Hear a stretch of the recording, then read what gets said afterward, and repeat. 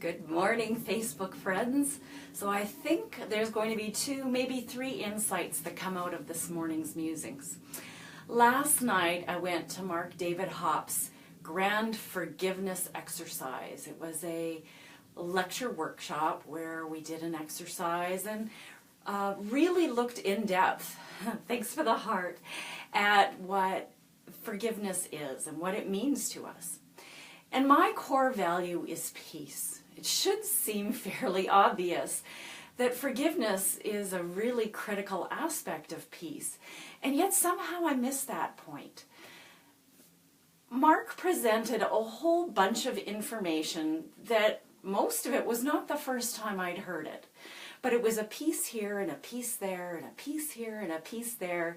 Ooh, pun intended, peace. And yet the whole picture was pulled together so brilliantly to see that until we have forgiveness for ourselves, for the people who've hurt us in the past, for the circumstances that have hurt us in the past, until we can forgive all of that, we cannot really, truly know full love and express that full love that we want to express in the world. Forgiveness, as Shawne Duperon would gratefully agree, is the key to bringing a more loving world. Forgiveness is the key to creating change in our universe, and I know Annette talks about this in her book too. So does Alice. Forgiveness is the key to being able to live with a more open, loving heart. And I heard it before, and I heard it again last night. Forgiveness does not mean you condone the actions of the perpetrator or of the circumstance or the situation.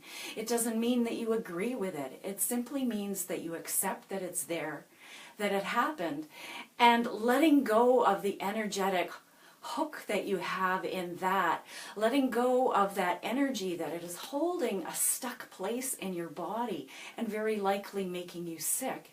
At the very least, bringing down your vibration and making you feel awful. When you can let it go, truly let it go, then you experience true freedom. Then you experience that sense of, I can move forward. I was blessed to do some partner work with a lady who is also a spiritual coach there. And in sharing with each other, we both had some brilliant insights about the power that comes, the gifts that we receive in the circumstances of being placed in a situation where someone hurts us or a circumstance hurts us. And feeling hurt is not a result of that external circumstance, what that person said, what happened.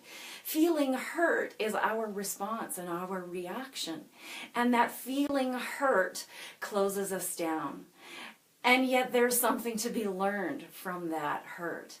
And I had my own learning about a hurt that I thought I'd forgiven but realized I really hadn't.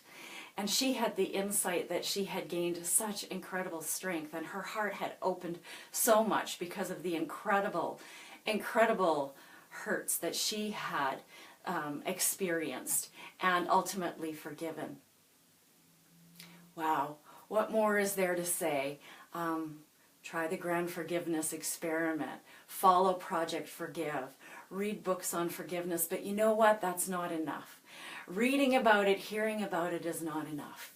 And I was talking yesterday about the power of community, and that was reinforced last night by being in that group who were all there. All of us had done a lot of work on forgiveness. All of us had heard this stuff before, and yet I'm sure all of us took something more away.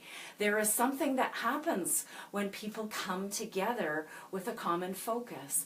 And it's like one mind and one mind do not make two. They make an expanded mind. And so when you put a dozen people in a room, there's even that much more expansion and that much more opportunity for greater insights and more pieces of the puzzle to follow in place. Good morning, Rhonda.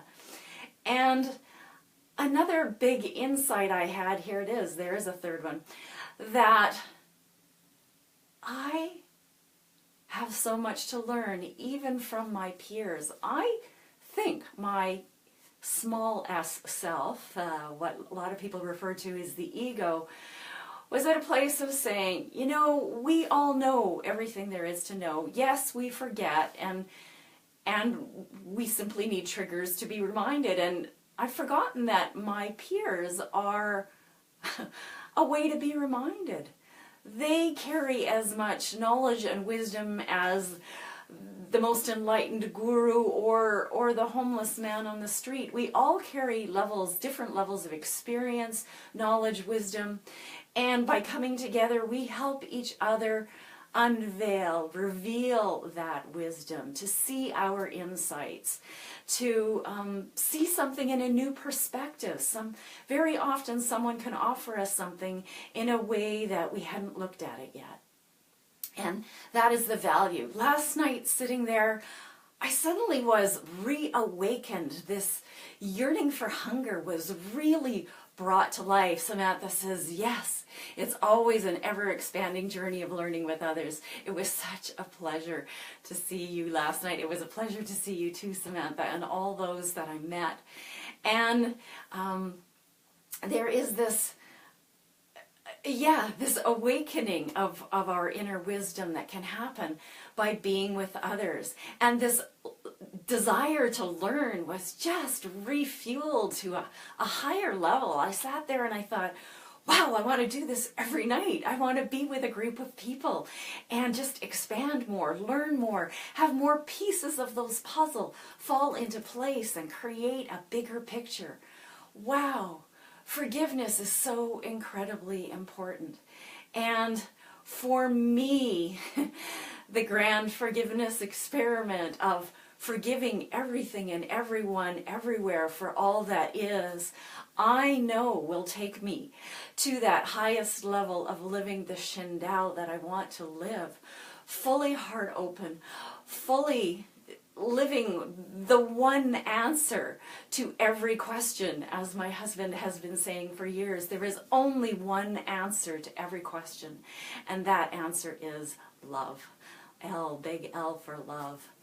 Love is the answer, and not love, romantic love, not puppy love, not endearment, not ooh I love broccoli, but that love that is the core essence of who we are, that light that shines forth, that brings that sense of peace and calm, that keeps us in that centered, we'll call it neutral place, that centered, some people call it grounded place, where things can happen. There can be chaos.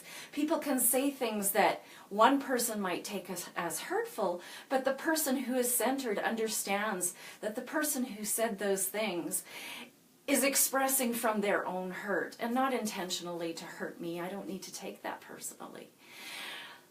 When I'm in that centered place of love, then there is nothing to forgive. Because I don't take anything on. I don't create an emotional block in my body that I have to carry forever with me. Oh, Monica Kramer tells a story of the two monks who come across this woman, and they have a vow of not only celibacy, but a vow to never touch another woman. And the two monks are standing there, and this older woman is having a real challenge getting across the river. It's running much too fast for her. And she says, please, can you help me? And the younger monk is all, oh dear, no, we can't do that. How can we help her? We would have to touch her, and that's against our vow. And the older monk simply picks her up and carries her across the river, sets her down, and she's so grateful. Thank you, thank you, thank you. And for an hour, the two monks continue to walk in silence, and finally the younger monk can't stand it anymore, and he says, how did you do that? How could you break your vow? You actually touched her, you picked her up and carried her across the river. And he said, oh, my dear friend, you know, I touched her and picked her up, carried her across the river for a few moments, but then I set her down and let her go. You've been carrying her for the last hour, and what's it doing to you? It's like I said last night in the group, holding a grudge is like drinking a cup of poison and expecting the other person to die. Oh my goodness, how long do we want to carry the hurt, the pain? What if we just let it go? It doesn't mean we condone it. It doesn't mean we agree with it. It just means we agree to let the energy of it go so that it isn't hurting us and it isn't eating us up anymore, and we can open our heart to greater love. Okay, I better stop or this is going to turn into a 20-minute Facebook Live. Just step into the idea that you could forgive anything, anyone, everything, everyone. And watch what happens in your world as you open more to love. I love you. Namaste.